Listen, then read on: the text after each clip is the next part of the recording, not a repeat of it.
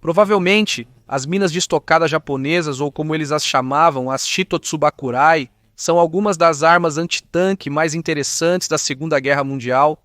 Eu até me arriscaria a dizer que de todos os tempos. Em seu curto período de serviço, tornou-se um símbolo do Império Japonês. Essas granadas foram criadas pelo Império do Japão em 1944 para, de qualquer maneira, tentar frear o avanço aliado em terra. Como foram usadas praticamente na etapa final do conflito, quase não temos registros de sua eficácia, mas ainda assim sabemos bastante sobre elas. Definitivamente, essas minas eram realmente temíveis para qualquer blindado aliado.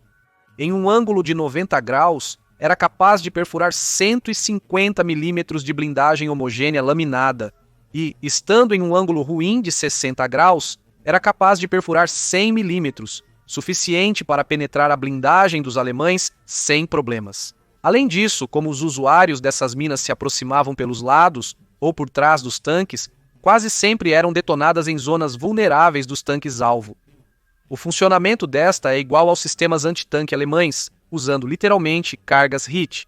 Basicamente funciona explodindo trinitrotolueno em seu interior. A forma cônica da mina redireciona toda a explosão para um ponto central, empurrando um jato de metal derretido em um pequeno ponto, fazendo com que as blindagens cedam facilmente. Como vocês devem saber, para que esse tipo de dispositivo funcione efetivamente, é necessária uma colocação precisa, na distância e ângulo corretos. A mina de estocada tem 3 pernas que, ao contrário do que as pessoas pensam, não é um detonador, mas sim um método para distanciar a granada do blindado no ponto exato para assim causar o máximo de dano possível. 15 centímetros, exatamente. A operação era simples. Quando o usuário estava pronto para usar a granada, ele deveria remover um clipe que estava na base do cone e no cabo. Depois, o usuário deveria correr e atingir o tanque com um pouco de força. Isso fazia com que o cabo avançasse dentro do vértice do cone, soltando o seguro do percutor e lançando-o contra a cápsula fulminante do detonador, fazendo a mina explodir e, claro, eliminando o tanque no processo. Muitas pessoas pensam que as minas de estocada eram lançadas contra os tanques como se fossem lanças, o que é completamente errado, pois elas pesavam 6,5 kg.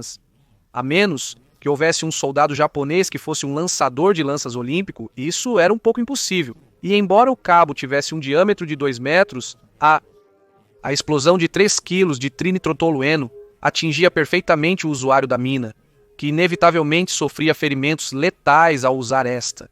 Mais do que tudo, os ferimentos eram causados pelos resíduos da explosão e, obviamente, pela própria explosão. Portanto, esta arma não foi projetada para que o usuário sobrevivesse ao seu uso, embora sempre houvesse a remota possibilidade de sobreviver à explosão. Do meu ponto de vista, essa mina não faz muito sentido.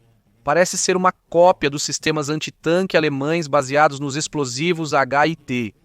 Teria sido melhor ideia simplesmente copiar a mina ou granada magnética Halfordung alemã, que mostrou grande eficácia na frente oriental, e dava tempo ao usuário de se abrigar, além de ser muito mais eficaz e provavelmente era bastante barata de produzir. Foi tão eficaz que os alemães criaram o Panzerfaust e os Panzerschreck a partir deste sistema. Eles também poderiam ter copiado os Panzerfaust, que eliminavam a necessidade de os soldados se exporem ao fogo inimigo, garantindo ainda mais o impacto contra o alvo e, claro, protegendo a vida do usuário.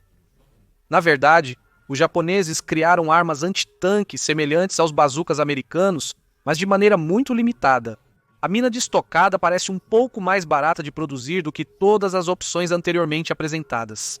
Mas não é mais caro perder um valioso soldado treinado e experiente? Havia muitos exemplos de armamento realmente perigoso, que colocavam em risco a vida dos usuários japoneses, como a granada tipo 97, que segundo muitos especialistas era a mais ineficaz de toda a Segunda Guerra Mundial. Ela usava uma corda que deveria ser puxada e depois tinha que ser batida em um objeto duro para poder iniciar o pavio, fazendo com que muitas vezes os japoneses lançassem granadas e que estas não explodissem por não terem sido ativadas corretamente. Essas armas explosivas nos mostram o quão desesperado estava o Império Japonês nas etapas finais do conflito contra os aliados. Os kamikazes e as minas de estocada claramente buscavam a qualquer custo reverter o avanço aliado. Existem poucos registros da eficácia da mina de estocada. Um estudo americano feito em março de 1945 dizia textualmente, e eu cito, até a data, todas as tentativas inimigas de usar a mina de estocada contra nossos tanques falharam. E também a descreve como talvez esta seja a mina antitanque mais rara que já vimos. Provavelmente a mina falhava porque o usuário tinha que correr até o tanque. Normalmente, os tanques estão sempre em grupos de vários deles e quase sempre são guardados pela infantaria. Por isso era difícil para um soldado correr até os tanques e, bem, detonar a granada de estocada. Segundo este relatório, só foi usada na Ilha de Leyte, nas Filipinas, e finalmente em Manila.